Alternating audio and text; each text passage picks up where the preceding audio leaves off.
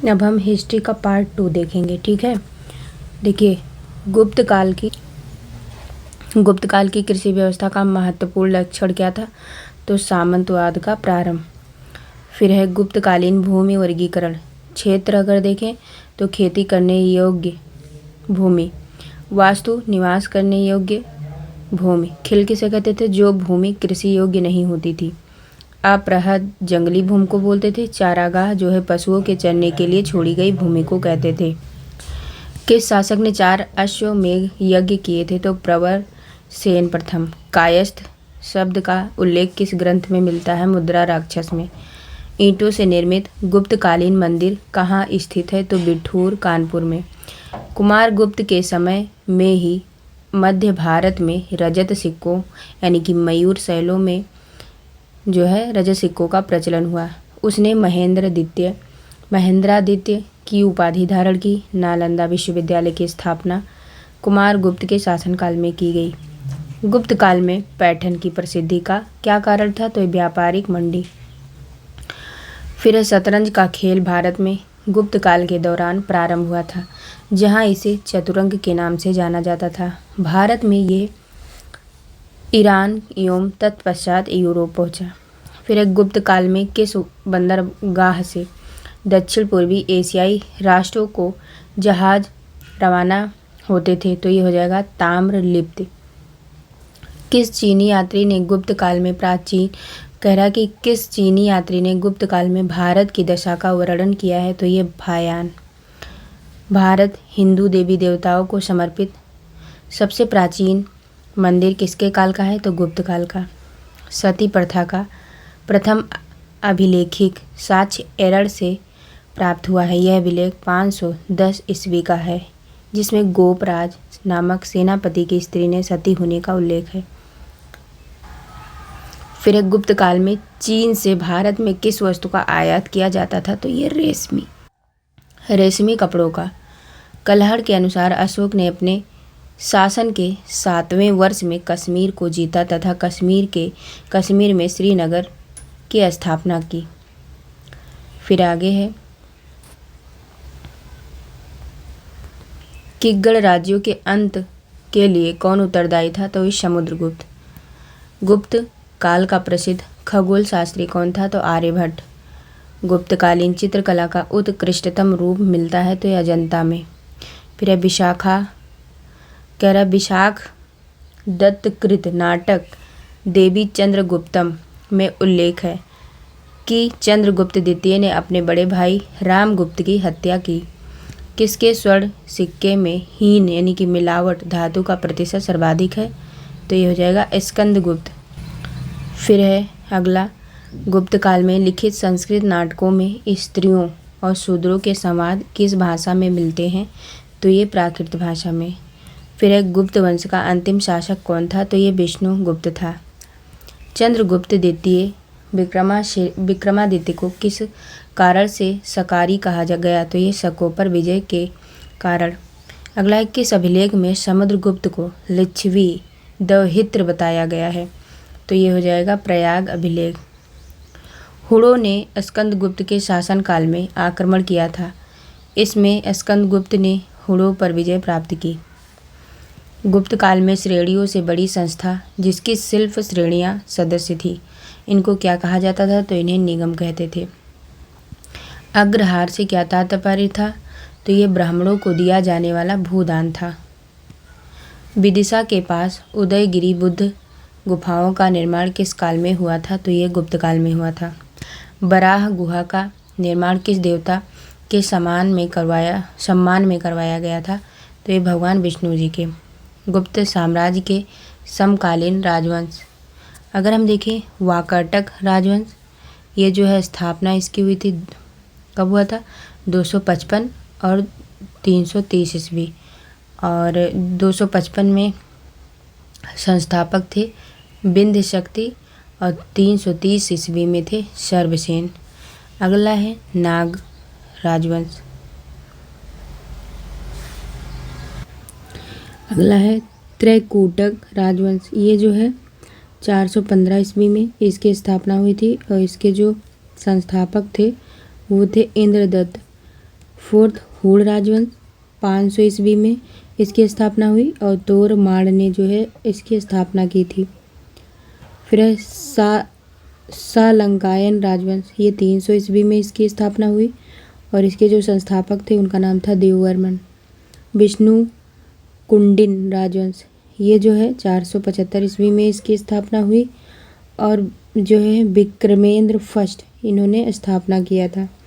फिर सेवंथ है माथुर राजवंश, ये 325 ईस्वी में जब स्थापना हुआ उस समय संस्थापक कौन थे, वो थे अच्युत, और 350 ईस्वी में ये शंकर वर्मन थे। फिर हम आगे देखते हैं, आगे है गुप्तोत्तर काल। देखिए इसमें अगर नहीं दिखता है तो मैं पढ़ के बता दे रही हूँ, ठीक है। क्वेश्चन है कि गुर्जर प्रतिहार वंश की स्थापना किस शासक ने की थी, तो ये नागभट्ट प्रथम ने की थी। फिर अगला है राष्ट्रकूट साम्राज्य की स्थापना किसने की, तो इसको दंती दुर्ग ने करी थी। फिर नेक्स्ट क्वेश्चन है कि गुप्तोत्तर काल में भारत में मुख्यतः किसका आयात किया जाता था, तो ये घोड़ी का आयात किया जाता था। फिर अगला है सम्राट हर्षवर्धन ने अपने शासनकाल में कन्नौज तथा प्रयाग में 2 बौद्ध महासम्मेलनों का आयोजन किया। नेक्स्ट है बाल विवाह की प्रथा किसके शासनकाल में आरंभ हुई, तो ये कुषाण काल में। प्राचीन भारत में सिंचाई कर को क्या कहते थे, तो सिंचाई कर को जो है वो बिदक भागम कहते थे। क्या कहते थे, बिदक भागम। फिर हर्ष जो है हर्ष के प्रशासन में अवंती युद्ध और संति का अधिकारी था।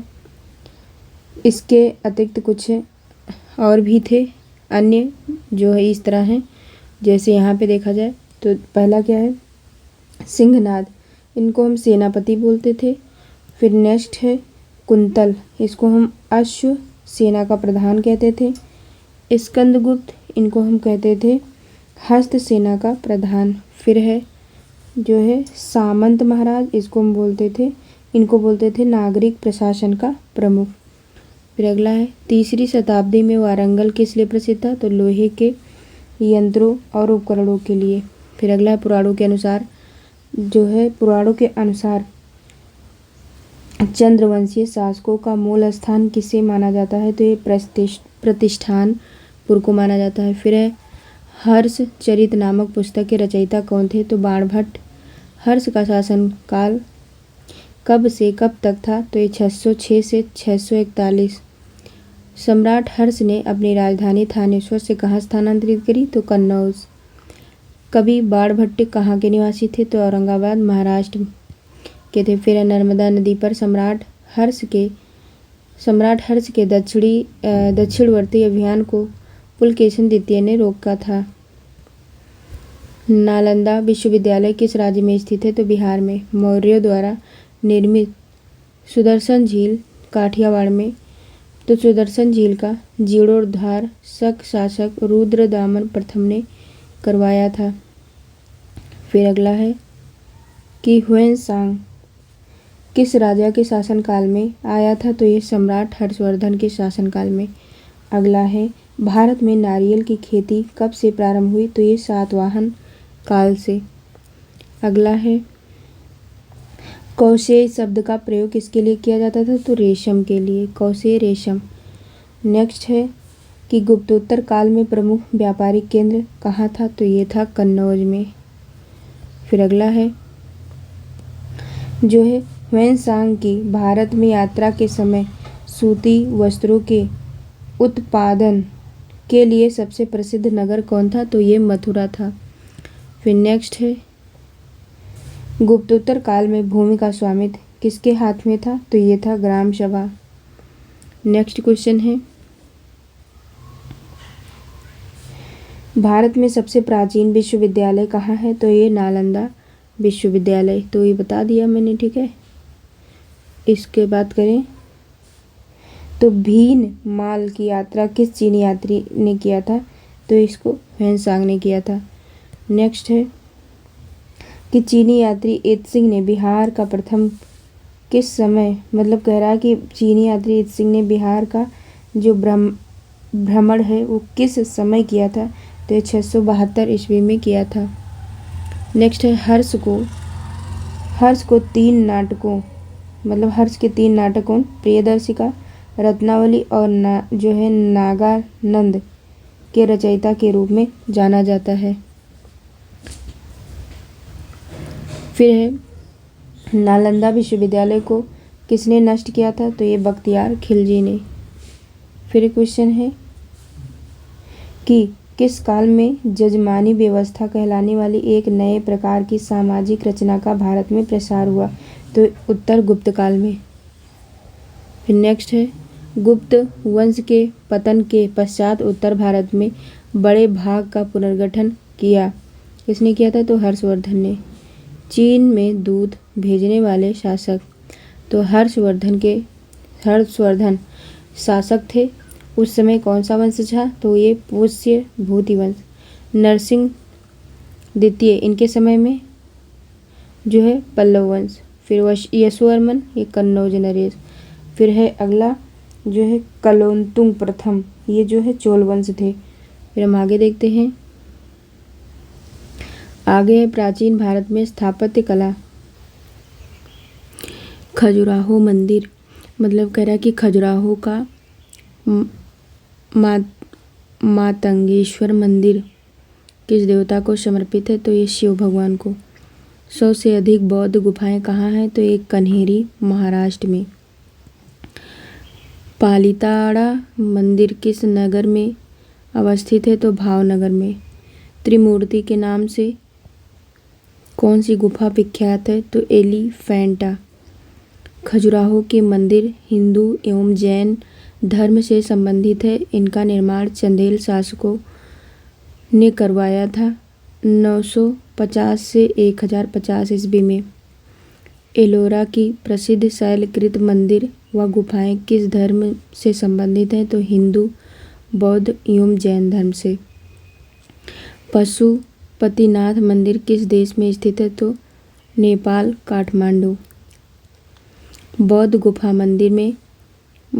गुफा मंदिरों में कौन सबसे प्रसिद्ध है? तो ये अजंता महाराष्ट्र। फिर है एलोरा गुफाओं। महाराष्ट्र का निर्माण किन शासकों ने करवाया था? तो राष्ट्रकूटों ने। फिर है प्रसिद्ध नैमिषारण्य तीर्थ किस जनपद में है? तो सीतापुर, उत्तर प्रदेश में। फिर है शैलकृत मंदिर स्थापत्य का आश्चर्य किसे माना जाता है? तो कैलाश मंदिर, एलोरा।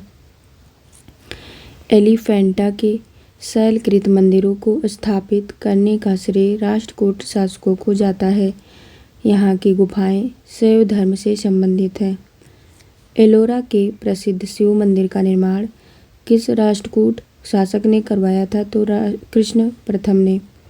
अंकोर वाट का विष्णु मंदिर कहाँ स्थित है? तो कंबोडिया में। किस धर्म को राष्ट्रकूटों का संरक्षण प्राप्त था? तो जैन धर्म का। कोणार्क सूर्य मंदिर का निर्माण किस शासक ने करवाया था?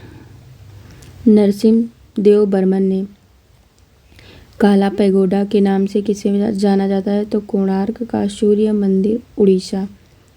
फिर मोढेरा का सूर्य मंदिर किस राज्य में स्थित है? गुजरात में। भुवनेश्वर तथा पुरी मंदिर का निर्माण किस शैली में हुआ? तो नागर शैली। माउंट आबू पर स्थित जैन धर्म का प्रसिद्ध दिलवाड़ा मंदिर राजस्थान के सिरोही जिले में स्थित है।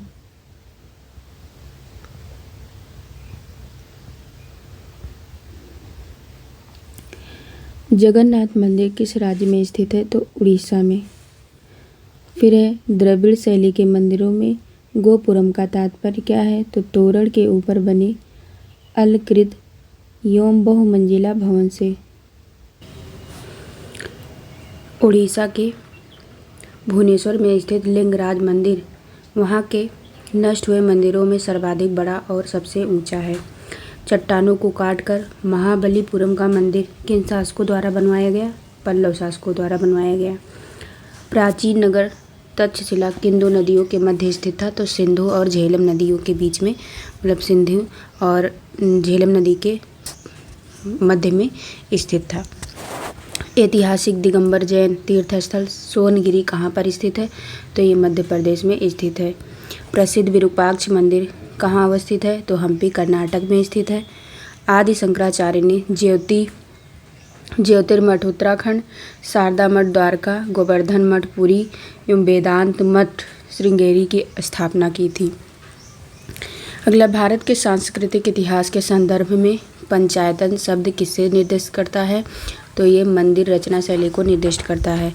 गंगईकोंड चोलपुरम के मंदिर का निर्माण किस शासक ने करवाया था? तो राजेंद्र चोल ने करवाया था। राज चोल द्वारा निर्मित बृहदेश्वर मंदिर किस शैली का उदाहरण है? तो ये द्रविड़ शैली का उदाहरण है। बोरोबदूर का प्रख्यात स्तूप कहाँ पर स्थित है? तो इंडोनेशिया के जावा द्वीप पर स्थित है। अधिकांश चोल कालीन मंदिर किस देवी देवता को समर्पित है? तो ये शिव को समर्पित है। अगला है मंदिर स्थापत्य कला। यहाँ मंदिर है, इधर है स्थिति। एरड़ का विष्णु मंदिर, ये एरड़ सागर जिला मध्य प्रदेश में है। भुमरा का शिव मंदिर, ये भुमरा सतना जिला मध्य प्रदेश में है। सिरपुर का लक्ष्मण मंदिर, ये सिरपुर रायगढ़ जिला छत्तीसगढ़ में है। तिगवा का विष्णु मंदिर, ये जबलपुर मध्य प्रदेश में है। फिर नचना कुठार का पार्वती मंदिर, ये नचना कुठार जो है पन्ना मध्य प्रदेश में है। फिर है भीतरगांव का कृष्ण मंदिर, ये भीतरगांव कानपुर जिला उत्तर प्रदेश में है। पिपरिया का विष्णु मंदिर, ये पिपरिया सतना जिला मध्य प्रदेश में है। देवगढ़ का दशावतार मंदिर, ये जो है देवगढ़ ललितपुर जिला में स्थित है उत्तर प्रदेश में। हम आगे देखेंगे दक्षिण भारत के राजवंश एवं संगम युग। चालुक्य वंश का सबसे महान शासक किसे माना जाता है? तो पुलकेशिन द्वितीय को माना जाता है। दक्षिण भारत का कौन सा राजवंश अपनी नौसैनिक शक्ति के लिए प्रसिद्ध था? तो चोल वंश।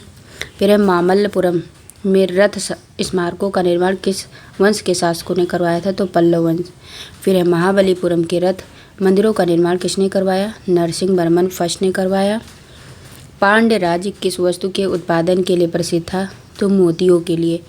चोल काल में निर्मित नटराज की कांस्य प्रतिमा की देवाकृति किस आकार की है? तो चतुर्भुज। दक्षिण भारत में चोल काल के स्थापत्य में शिव की श्रेष्ठतम प्रतिमा नटराज की प्रसिद्ध कांस्य मूर्ति को माना जाता है। कवि कालिदास के नाम का उल्लेख किस लेख में हुआ? तो ऐहोल के उत्कीर्ण लेख में हुआ। चोलों का राज्य किन क्षेत्रों में विस्तृत था? तो कोरोमंडल तट एवं दक्कन के कुछ भाग में। किस राजवंश के शासक अपने शासनकाल में ही अपना उत्तराधिकारी घोषित कर देते थे? तो चोल वंश। फिर चोल साम्राज्य को अंततः किसने समाप्त किया? तो ये मलिक काफूर ने। फिर है मीनाक्षी मंदिर कहाँ स्थित है? तो मदुरई में। संगमकालीन प्रमुख साहित्य तिरुकुरल या कुरल, ये जो है इसके रचनाकार हैं तिरुवल्लुवर। फिर है अहनानूर, रुद्र शमन, तोलकाप्यम, ये जो है इसके रचनाकार हैं तोलकाप्पियर। जीवक चिंतामणि, ये जो है तिरुत्तदेवर। फिर है सिलप्पादिकारम, ये जो है एलंगो आदिगल। फिर है मणि मेखलय, ये जो है शीत लैस्त्रनार। मरु गरुड़ पादय, ये जो है नकीर इसके जो हैं रचनाकार हैं।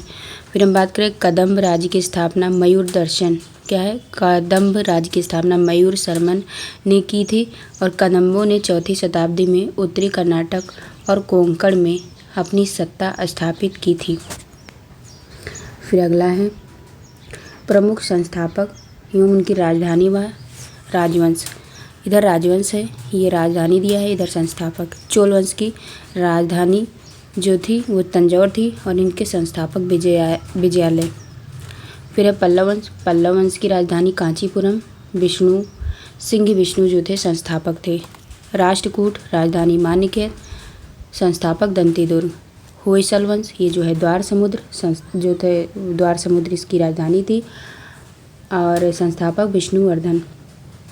काकतीय वंश, ये जो है राजधानी जो है अमकोंड और बीटा प्रथम जो थे इसके संस्थापक थे। फिर गंग वंश, इसके राजधानी कोलाल व तलकांड थी और इसके जो संस्थापक थे वो थे ब्रजहस्त पंचम। फिर पाल वंश, इसकी राजधानी मुंगेर और इसके संस्थापक गोपाल। सेन वंश, राजधानी लखनऊती और संस्थापक सामंत सेन। पांड्य वंश, राजधानी मदुरई नेडियाल इसके संस्थापक। गुर्जर प्रतिहार राजधानी कन्नौज, इसके संस्थापक नागभट्ट प्रथम। फिर है चालुक्य वंश। चालुक्य वंश जो है, चालुक्य इसको कल्याणी भी बोलते हैं, इसकी राजधानी मान्यखेत या कल्याण थी और जो इसके संस्थापक थे तैलप द्वितीय। फिर है चालुक्य बादामी, ये जो है इसके जो राजधानी थी वो वातापी थी और इसके संस्थापक थे जयसिंह प्रथम। फिर है चालुक्य वेंगी, इसकी राजधानी वेंगी थी और इसके संस्थापक थे विष्णुवर्धन। फिर है गहड़वाल वंश, ये वाराणसी इसकी राजधानी है और चंद्रदेव इसके जो है संस्थापक हो जाएंगे। फिर है सोलंकी वंश, इसकी राजधानी जो है वो अनहिलवाड़ और इसके संस्थापक मूलराज थे। फिर है परमार वंश, इसकी राजधानी धारानगरी, इसके संस्थापक उपेंद्र थे। फिर कलचुरी वंश, इसकी राजधानी जो है त्रिपुरी और इसकी स्थापना कोकल थे। फिर चौहान वंश, इसकी राजधानी अजमेर अहिछत्र और वासुदेव इसके संस्थापक थे। फिर है चंदेल वंश, इसकी राजधानी खजुराहो महोबा और इसके जो है संस्थापक थे नन्नुक। फिर है चोलों के अधीन ग्राम प्रशासन के बहुत से आलेख किन शिलालेखों में है, तो ये उत्तर मेरूर। किसके कार्यकाल में चीन ने 72 व्यापारी भेजे थे, तो कुलोतुंग प्रथम के समय में। बंगाल की खाड़ी को चोल झील का स्वरूप प्रदान करने वाला शासक कौन था, तो राजेंद्र प्रथम नौसैनिक शक्ति के विस्तार से। संगम साहित्य में किस दक्षिणी राजवंश का उल्लेख नहीं मिलता, तो ये कदम। फिर है धार्मिक कविताओं का संकलन कुरल किस भाषा में रचित है, तो तमिल भाषा में रचित है। कदम्ब राजाओं की राजधानी कहाँ स्थित है, तो बनवासी में स्थित है। संगम काल में रोमन भाषा का केंद्र था, तो अरिक मेंडू। फिर अगला है तमिल रामायणम अथवा रामावतारम का लेखक कौन था, तो ये था कंबन। श्रीलंका को पूर्ण स्वतंत्रता किस चोल राजा ने प्रदान की और सिंघल के राजकुमार के साथ अपनी पुत्री का विवाह कर दिया, तो कुलोतुंग प्रथम। चोल दक्षिण भारत में उत्तम ग्राम प्रशासन के लिए जाने जाते हैं। दक्षिण भारत का प्रसिद्ध तकोलम का युद्ध किनके मध्य हुआ, तो ये चोल एवं राष्ट्रकूटों के मध्य हुआ। वो बंदरगाह जिसका उल्लेख पोंडू के नाम से दी पेरिपल्स ऑफ द इरीथ्रियन सी के लेखक ने किया है, तो यह हो जाएगा अरिका मेंडू। संगम साहित्य में वर्णित कन्नगी यानी कि कन्नगी कौन है, तो ये तमिल महाकाव्य मणि मेखले की नायिका। चेर राजाओं में सबसे प्रसिद्ध सेनगुट्टवन था, जो नेदून जेरल का पुत्र था। इसके काल में विशेष घटना पत्नी पूजा यानी कि पत्नी या कड़गी पूजा प्रारंभ हुई, जिसे आदर्श और पवित्र पत्नी की मूर्ति की पूजा की जाती थी। संगम युग का कौन सा ग्रंथ बौद्ध धर्म से संबंधित था, तो मणि मेखले। दक्षिण भारत के किस वंश के राजा ने 26 ईसा पूर्व में रोम में एक दूत भेजा था, तो पांडे ने। टोल काप्यम ग्रंथ किससे संबंधित है, तमिल व्याकरण और काव्य से। टोल काप्यम संगम तमिलों का प्राचीनतम उपलब्ध ग्रंथ है। किस नदी को पांड्यराज की जीवन रेखा कहा जाता है, तो ये बेंगी। फिर एक कन्नड़ साहित्य के त्रिरत्न कौन है, तो यह पंपा, पोन्ना और रन्ना। संगम काल के चोल शासकों में सबसे प्रतापी शासक कौन था, तो ये था करिकाल। महाभारत के सर्वप्रथम तमिल अनुवादक कौन थे, तो ये थे पेरुंदेवनार। दक्षिण भारतीय प्रसिद्ध महाकाव्य कुरल के लेखक कौन थे, तो ये थे तिरुवल्लुवर। संगम युगीन चोल शासकों का धर्म क्या था, तो ये शैव था। फिर संगम युग के शास्त्रीय ग्रंथों का रचना काल क्या है, तो ये 100 ईसा पूर्व से 100 ईस्वी। राजेंद्र प्रथम ने गंगैकोंड चोलपुरम को अपनी नई राजधानी बनाया तथा स्वयं गंगैकोंड चोल की उपाधि धारण की। फिर अगला है कि संगमकालीन प्रचलित शब्दावली वरियम किसे कहते थे, तो क्षेत्र की उपज की दृष्टि से लिया जाने वाला कर यानी कि वरियर करियम जो है करियम वसूलने वाला अधिकारी। फिर है कराई की बात करें तो भू राजस्व लगान उपज का 1/6 भाग राज्य की आय का मुख्य स्रोत। इराई क्या था, तो ये सामंतों द्वारा दिया जाने वाला कर या युद्ध में लूटे गए माल में राज्य का हिस्सा। इराबू क्या होता था? तो जबरन लिया जाने वाला उपहार था। उल्गू या संगम क्या था? तो सीमा शुल्क व मार्ग कर राज्य की आय का दूसरा सर्व प्रमुख स्रोत था। कड़कमई या पांडु वंडु राजा को दिया जाने वाला शुल्क था। फिर है माँ व वेली, ये जो है भू माप इकाई थी। फिर है कलम, कलम जो है ये अनाज के तौल की इकाई थी। संगमकालीन साहित्य में राजा के लिए कौन को योम मन्नन शब्द प्रयुक्त होते थे। फिर संगम ग्रंथों में उल्लिखित मुरुगन किस देवता से साम्य रखते हैं? तो ये हो जाएगा स्कंद, यानी कि अन्य नाम कार्तिकेय, कुमार और सुब्रमण्यम। प्राचीन तमिल में उपजाऊ कृषि भूभाग को क्या कहा जाता था? तो ये मरुदम। फिर संगम युग में चोल राज्य की राजधानी उरैयूर या पुहार स्थानांतरित करने का श्रेय किसे जाता है? तो ये हो जाएगा करिकाल को। फिर संगम काल में सर्वाधिक प्रचलित व्यवसाय क्या था? तो ये वस्त्रोद्योग। फिर तमिल साहित्य में यूनानी रोमन व्यापारियों को क्या कहा? तो यवन हो जाएगा। फिर संगम युग में उरैयूर कपास या सूती वस्त्र के व्यापार के लिए विख्यात था। फिर किस संगम युगीन शासक द्वारा पतिपालय के रचयिता रुद्र कनार को 16 लाख स्वर्ण मुद्राएं प्रदान की थी? तो ये हो जाएगा करिकाल। वो संगमकालीन तमिल साहित्य जिसमें भक्त प्रहलाद का वर्णन प्राप्त होता है, तो हो जाएगा परिपादल। किस पांड्य शासक ने समुद्र पूजा आरंभ करवाई? तो नेडियोन ने। फिर है प्राचीन साहित्य एवं साहित्यकार। अगर हम बात करें हिंदू विधि की एक प्रसिद्ध पुस्तक दाय भाग के रचयिता कौन थे? तो ये थे जीमूत वाहन। मेरु तुंग द्वारा रचित प्रबंध चिंतामणि में किन शासकों का वर्णन है? तो ये है गुजरात के शासकों का। आर्यभट्ट कौन थे? तो ये भारतीय गणितज्ञ एवं खगोल शास्त्री थे। बंगाल के शासक रामपाल की जीवन कथा रामचरित के रचयिता कौन थे? तो ये थे संध्याकर नंदी।